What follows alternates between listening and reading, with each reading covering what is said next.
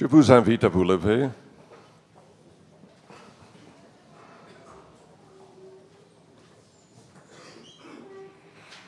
Je vais lire un passage dans Luc au chapitre 13 et au verset 10. Le pasteur Blaise Amago a prêché sur ce passage vendredi. Je vais utiliser le même passage pour commencer le message. Le message sera quand même différent.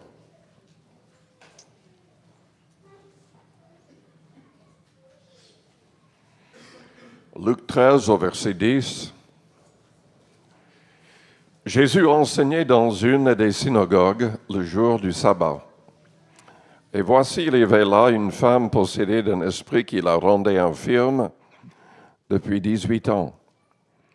Elle était courbée et ne pouvait pas du tout se redresser. Lorsqu'il la vit, Jésus lui adressa la parole et lui dit, « Femme, tu es délivrée de ton infirmité. » Et il lui imposa les mains. À l'instant, elle se redressa et glorifia Dieu. Mais le chef de la synagogue, indigné de ce que Jésus avait opéré, cette guérison un jour de sabbat, dit à la foule, il y a 6 jours pour travailler. Venez donc vous faire guérir ces jours-là, et non pas le jour du sabbat. Hypocrite, lui répondit le Seigneur, est-ce que chacun de vous, le jour du sabbat, ne détache pas de la crèche son bœuf ou son âne pour le mener boire? Et cette femme qui est une fille d'Abraham et que Satan tenait liée depuis 18 ans, ne fallait-il pas la délivrer de cette chaîne le jour du sabbat? Tandis qu'il parlait ainsi, tous ses adversaires étaient confus et la foule se réjouissait de toutes les choses glorieuses qu'il faisait. Donc il y avait une femme malade qui avait besoin de délivrance. C'est possible que cette maladie était liée à un esprit mauvais. Dans certains cas, des personnes ont besoin de délivrance d'esprit mauvais pour être guéries. C'est quand même assez rare, mais c'est parfois possible. Jésus a dit en tout cas que c'était Satan qui tenait liée cette femme depuis 18 ans. Elle était courbée et ne pouvait pas se redresser. Il y a des années, j'étais dans le 5e arrondissement après la Réunion et j'ai vu de loin une femme courbée à tel point que sa tête était au niveau de ses genoux. Et elle marchait comme ça. Et elle parlait à elle-même et je me suis rendu compte, parce que je le ressentais par le Saint-Esprit, qu'elle était possédée. Que c'était un esprit mauvais qui l'avait qui l'avait mis dans cet état. Ce matin, je voudrais parler du fait que Dieu désire nous sauver, nous bénir, nous délivrer, nous délier, nous guérir de toutes nos maladies. Mais il désire aussi le faire, surtout au travers de vous. Au travers de vous et de moi. Père Céleste, nous te louons, nous te bénissons ce matin pour ta parole. Que cette parole soit au fond de nos cœurs. Nous ne pouvons rien faire sans toi. Parle dans nos cœurs et nos consciences par ton Esprit Saint. Pardonne-nous nos offenses, délivre-nous du mal. Fais de nous de vrais disciples, marchant toujours dans une pleine victoire. Que personne ne soit lié, que personne ne soit malade, que personne ne soit troublé par le péché ou des habitudes mauvaises. Seigneur, délivre ton peuple, délie ton peuple, au nom de Jésus. À toi toute la gloire et l'honneur. Au nom du Seigneur Jésus. Amen. Vous pouvez vous asseoir.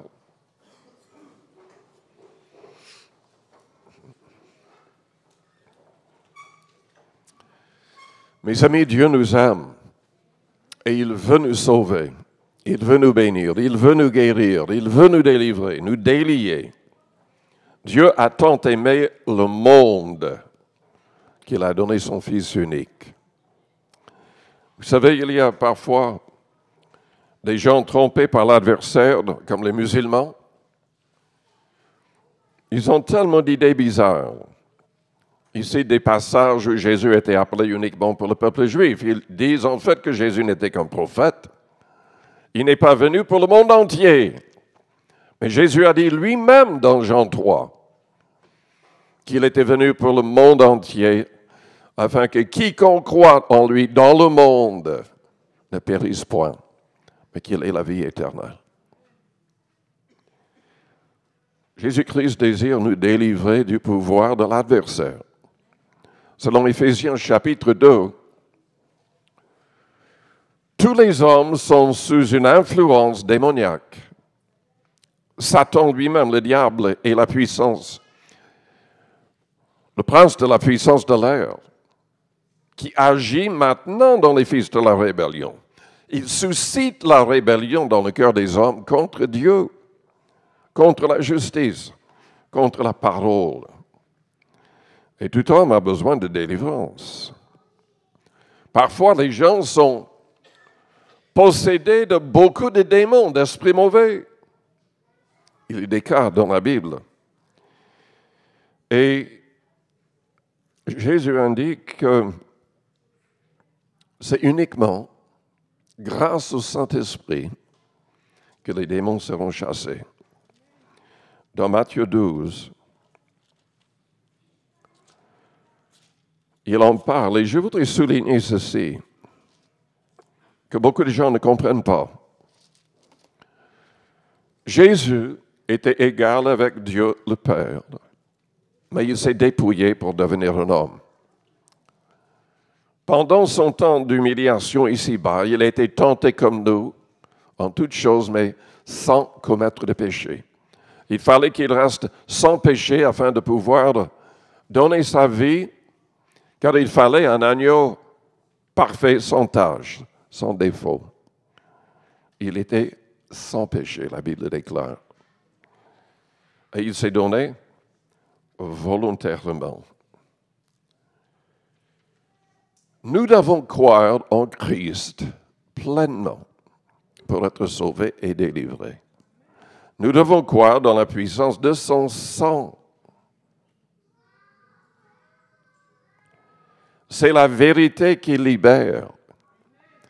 Jésus est le seul vrai sauveur du monde. Il y a plus de 3000 religions dans le monde. Qu'est-ce que ces religions vont accomplir? Elles soulagent les consciences pour mieux envoyer leurs adeptes en enfer. Personne ne sera sauvé par une religion. Personne ne sera sauvé par une église. Il y a même des gens qui suivent les bonnes doctrines, passent par les eaux du baptême, par l'immersion totale, font beaucoup de choses, mais ne seront jamais sauvés parce qu'en fait, ces personnes n'ont pas une relation réelle, personnelle, avec Dieu par Jésus-Christ. Ces personnes n'ont jamais reçu l'Esprit du Christ en eux. Jésus en nous, Jésus-Christ en nous est l'espérance de la gloire. Qui sera sauvé? Celui qui marche selon son esprit. Celui qui est conduit par son esprit est enfant de Dieu, fils de Dieu. Selon Romains 8, verset 14. Notre foi doit être dans le sang. Nous devons le croire et nous devons confesser avec notre bouche que Jésus est mort et ressuscité pour nous. C'est uniquement son sang qui efface nos fautes. Sans effusion de sang, il n'y a pas de pardon.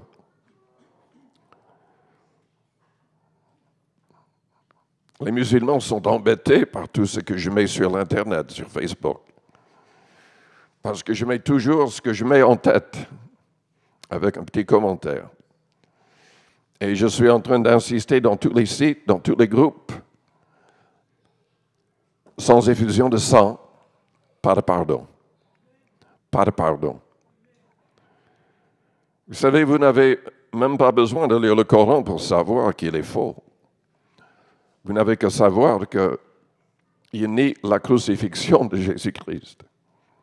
Mais personne n'a jamais nié la crucifixion de Jésus-Christ, même ses pires ennemis. Ils ne croient pas trop à sa résurrection, mais ils n'ont jamais nié la crucifixion. Le Coran qui vient de Satan déguisé en ange de lumière, selon 2 Corinthiens 11 au verset 14 et Galates chapitre 1er, nie même la crucifixion de Jésus-Christ. Nous devons, selon Romains 8, 1 Pierre chapitre 1er, nous devons confesser notre foi dans le sang de Jésus-Christ. C'est uniquement son sang qui nous donne accès auprès du Père. Mais ça, c'est pour notre message.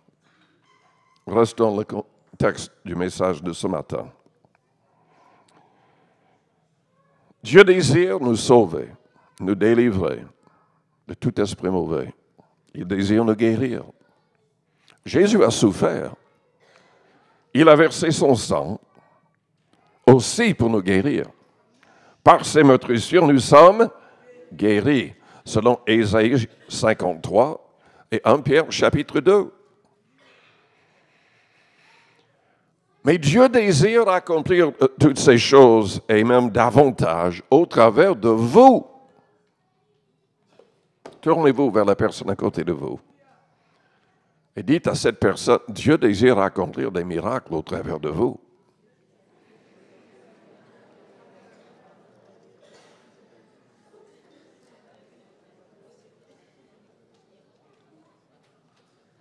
Nous sommes appelés à délier les captifs. Nous sommes appelés à guérir les malades au nom de Jésus-Christ. Nous sommes appelés à voir les gens autour de nous délivrés du pouvoir du péché et des habitudes mauvaises. J'ai dit bien, Dieu désire le faire au travers de vous. De quelle manière? Nous devons ouvrir nos bouches et prêcher.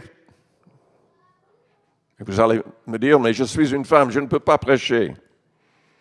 Peut-être que les femmes ne peuvent pas, ne devraient pas, selon Paul en tout cas, enseigner à l'Église, mais toutes et tous peuvent et devraient prêcher. C'est quoi prêcher? C'est dire la vérité avec un peu d'enthousiasme. Avec beaucoup d'enthousiasme même. Et on devrait le faire partout dans les rues, de maison en maison, comme on peut. Ne soyez pas limités, ralentis par qui que ce soit, par quoi que ce soit. Annoncez la vérité, c'est la vérité qui libère. Jésus a dit dans Jean 8 au verset 30, « Si vous demeurez dans ma parole, vous êtes vraiment mes disciples. Vous connaîtrez la vérité et la vérité vous affranchira. » Vous pouvez délier les gens par le simple fait d'annoncer la vérité avec enthousiasme, sous l'onction du Saint-Esprit. Vous pouvez délivrer les captifs utilisant le nom de Jésus. Dans Marc 16, Jésus a dit, « Voici les signes qui accompagneront ceux qui auront cru. » Est-ce que vous avez cru? Combien de personnes ont cru? En mon nom, ils chasseront les démons. Moi, j'ai assisté à des réunions où il y avait des manifestations démoniaques et j'ai vu des chrétiens fuir. Ils ont quitté la salle en vitesse. Ah non, c'est à nous de chasser les démons. Ce n'est pas aux démons de nous chasser. Au nom de Jésus-Christ, nous avons de l'autorité et nous ne devrions jamais craindre l'adversaire. Nous devrions craindre Dieu, mais non pas l'adversaire. Comment délier? Il y a deux manières de délier les gens, peut-être même davantage de manières. J'ai lu des livres il y a très peu de temps qui étaient incorrects. Enfin, il y a plein de livres, soi-disant évangéliques, qui ne sont pas tout à fait bibliques. Il ne faut jamais lire un livre sans vraiment comparer avec la Bible. Il y a de plus en plus de fausses doctrines, de fausses idées. Et il y a des gens qui croient être en train de corriger les erreurs, et en fait, eux, ils sont dans l'erreur. C'est-à-dire, j'ai lu quelqu'un dire, mais parler du fait de délier les gens de démons, c'est pas biblique. Mais c'est biblique. En tout cas, on peut délier des gens de la maladie. Nous venons de lire le passage qui en parle. Mais il est vrai qu'il y a une autre manière de lier et de délier, qui est liée à la puissance du pardon, ou manque de pardon. C'est dans Matthieu 18, au verset 18. Jésus dit que si quelqu'un pêche dans l'Église, surtout si la personne pêche contre nous, au lieu de garder l'amertume dans notre cœur, au lieu de ne rien dire, au lieu de quitter l'Église, de chercher une autre Église, nous devons confronter la personne humblement, avec amour, pour essayer de régler le problème. Que la personne demande pardon et que vous puissiez pardonner. Si ça ne marche pas, Jésus a dit, mais allez une deuxième fois avec 2 témoins. Si ça ne marche pas, dites-le à l'Église, aux responsables, et l'Église tranchera. Quand les gens refusent de demander pardon, de régler un problème, nous ne pouvons pas permettre que cette personne ou ces personnes restent dans l'Église. On doit les traiter comme des pécheurs, comme des publicains, Jésus a dit. Et on voit la même chose dans 1 Corinthiens chapitre 5. Nous n'avons même pas le droit de manger avec une personne qui se dit chrétien, qui vit dans le péché, qui continue dans le péché, sans se repentir.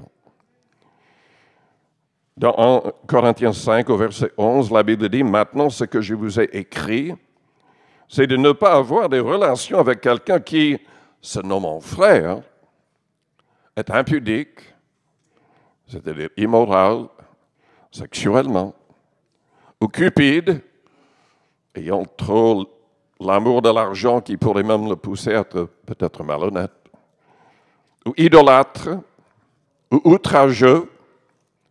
Vous savez, dans beaucoup d'églises, il y a des gens qui devraient être chassés, parce qu'il y a énormément de gens qui sont outrageux. Nous n'avons pas le droit d'insulter qui que ce soit. Nous n'avons pas le droit d'abaisser les gens. Nous n'avons pas le droit de trop critiquer. Même on ne devrait pas critiquer, à moins de le faire en face.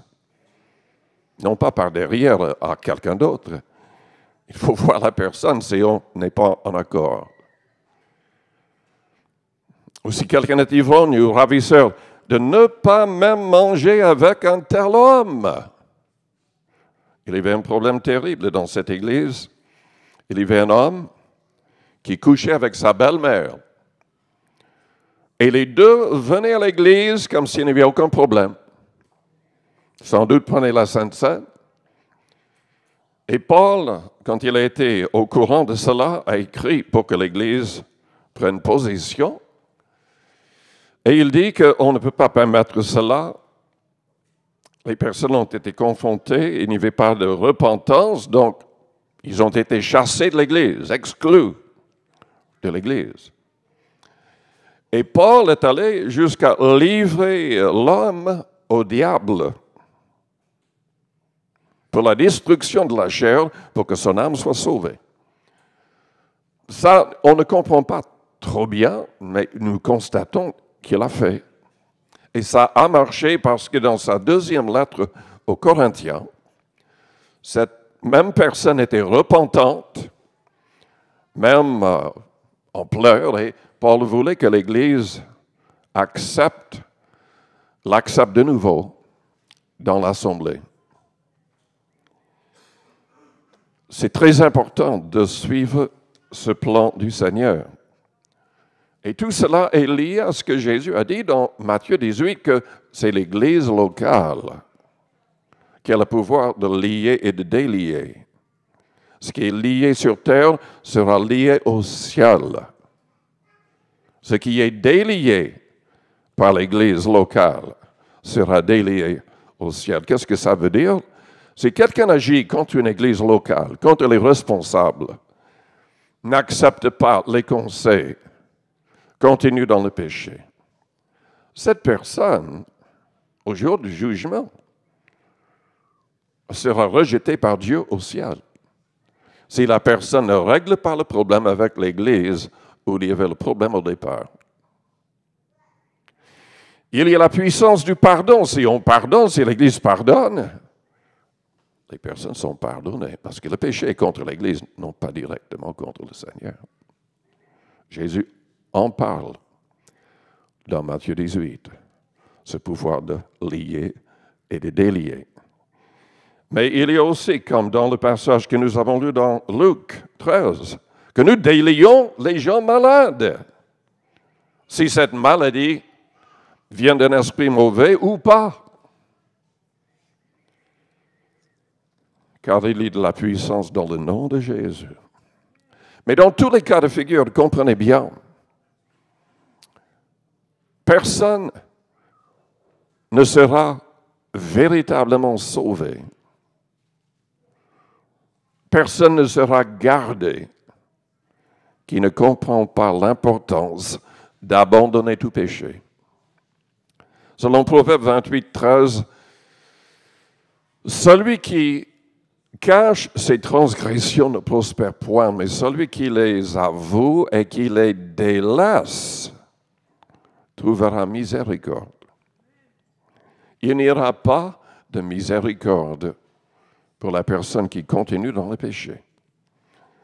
C'est la raison pour laquelle c'est tellement important d'être délié ou délivré du pouvoir du péché et des habitudes mauvaises. Celui qui pêche de manière habituelle n'a pas la vie. Paul en parle.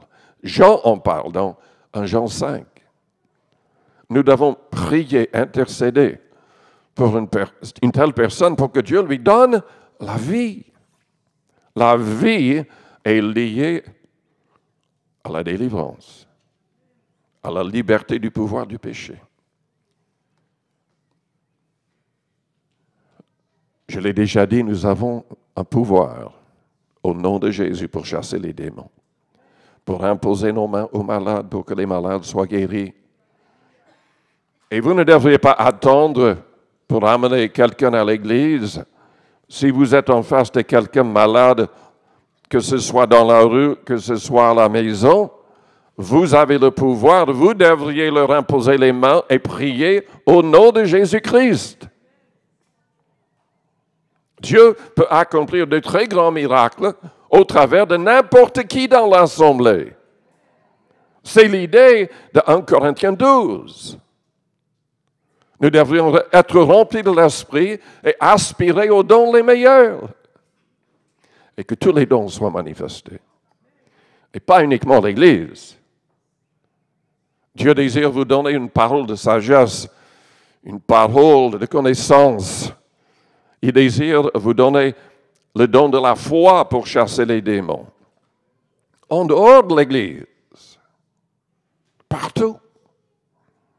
Jésus manifestait ses dons comme les apôtres, très souvent, même la plupart du temps, en plein air. En plein air. Qu'est-ce qui est nécessaire pour avoir cette puissance? Il faut faire l'expérience de la Pentecôte. Recevez la plénitude du Saint-Esprit. L'expérience de la Pentecôte avec le signe de parler en d'autres langues et prier en langue. Édifiez-vous en priant en langue chaque jour. Vous devenez fort. Vous grandissez en puissance, en amour, en pureté. Si vous priez assez par l'Esprit. Lisez dans Jude à partir du verset 20. C'est à nous de prier par l'Esprit afin de nous maintenir dans l'amour de Dieu, afin que nous ayons la puissance pour délivrer les gens des griffes du diable.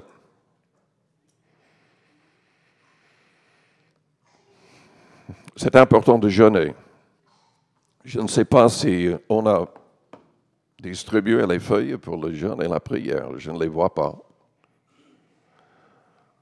S'il vous plaît, sautez des repas chaque semaine. Passez le temps dans la prière.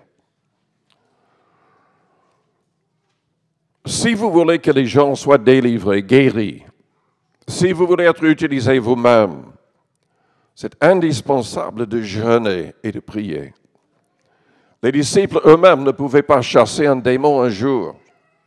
Jésus l'a chassé et Jésus leur a dit que c'était parce qu'il manquait de foi qu'ils n'avaient pas pu le faire. Mais il a continué en parlant de l'importance du jeûne. Il a dit cette sorte de démon ne sort que par le jeûne et la prière.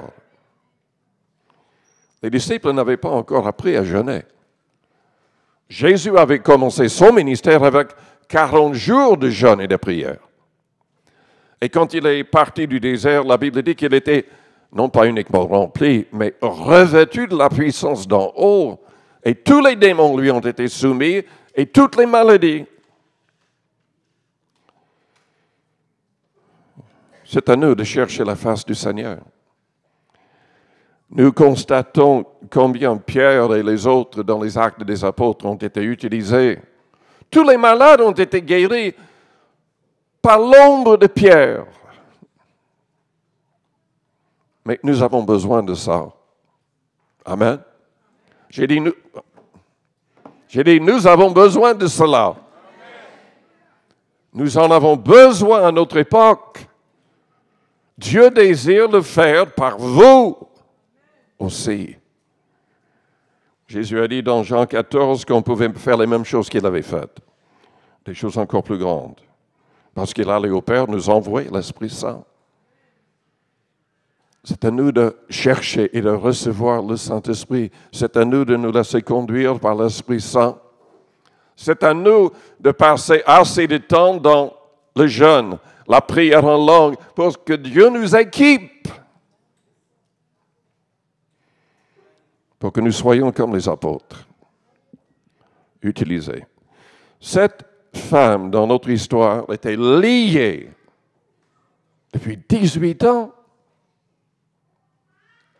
18 ans, liée par Satan. Ce n'était pas une simple maladie. Il y avait quelque chose de démoniaque, de satanique. C'était Satan en personne qui liait cette personne, qui la rendait malade. Combien de personnes autour de vous, peut-être dans votre propre famille, sont liées par Satan? Est-ce que vous allez relever le défi, faire le nécessaire, prier, jeûner, assez, parler avec foi pour que cette personne, ces personnes soient déliées, délivrées? Est-ce que vous êtes déliés?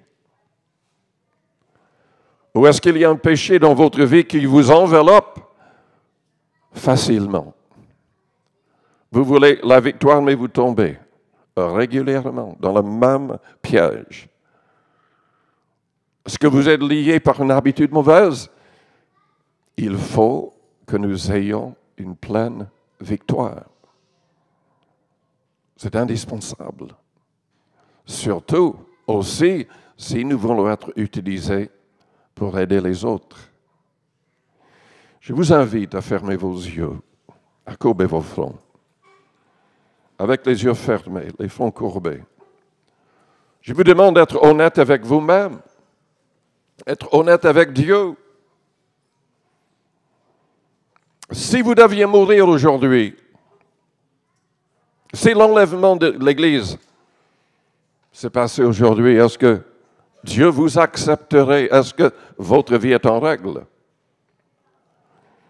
Ou est-ce qu'il y a des attitudes, des paroles, des pensées qui ne correspondent pas à ce que Dieu demande?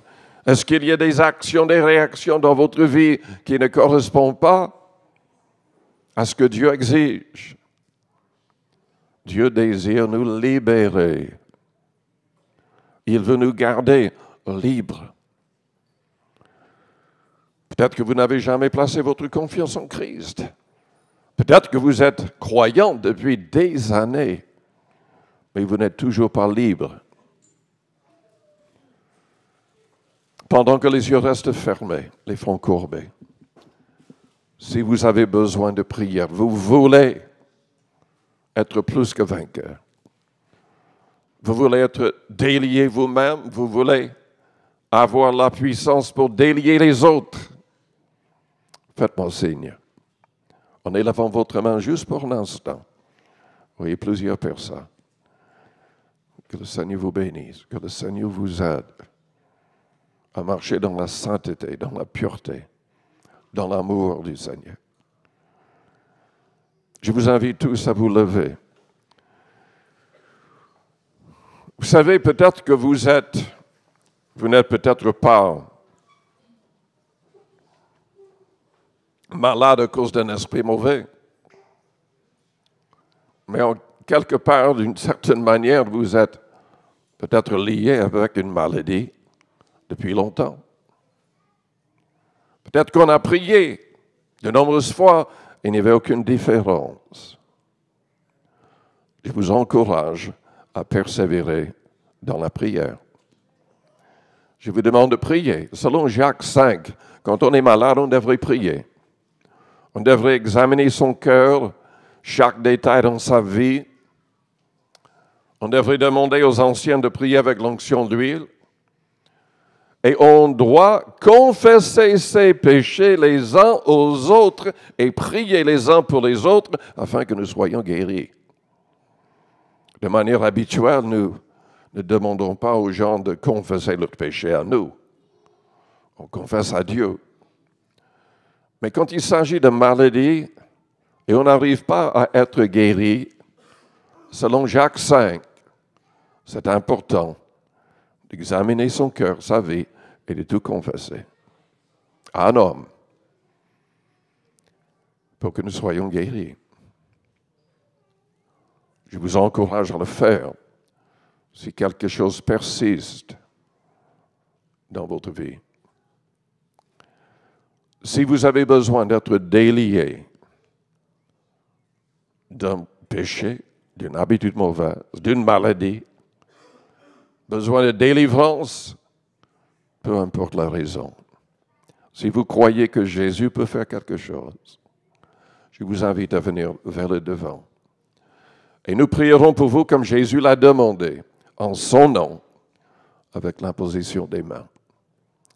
Venez, élevez vos mains vers le ciel. Commencez à prier à votre manière, confessez vos fautes.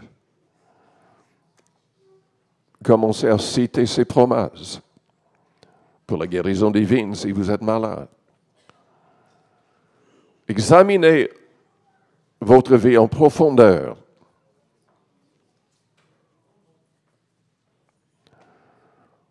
Ne soyons pas des chrétiens médiocres. Ne permettons pas qu'il y ait des barrières dans nos vies, empêchant le Seigneur d'agir.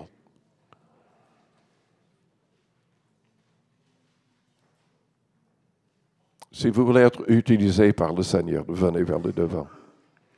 Si vous voulez être utilisé par le Seigneur, venez vers le devant.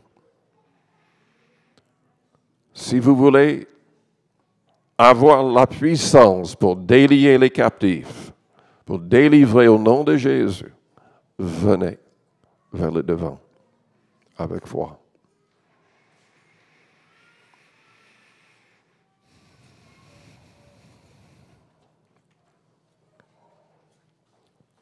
Père Céleste, nous demandons qu'il y ait un miracle pour chacun de nous.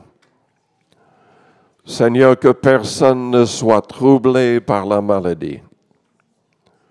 Que personne ne soit troublé par un esprit mauvais, par Satan. Que personne ne soit lié par un péché ou par une habitude mauvaise. Délie ton peuple. Délivre ton peuple. Délivre-nous du mal. Et aide-nous à pardonner. Aide-nous à pardonner. Qu'il n'y ait rien dans nos cœurs, rien dans nos vies, empêchant que ta puissance se manifeste. Élevez votre voix. Commencez à adorer le Seigneur. Oui, confessez vos fautes en premier. Mais ensuite, remerciez le Seigneur. Adorez le Seigneur. Élevez vos mains bien haut si vous êtes malade, pour manifester votre foi dans la guérison. Tout vient de lui. Nous imposons nos mains, nous prions au nom de Jésus, mais tout vient de lui. C'est lui qui vous aime d'un amour éternel. C'est lui qui désire tant que tous arrivent à la repentance, que le monde entier croit pleinement en Jésus-Christ. Que les musiciens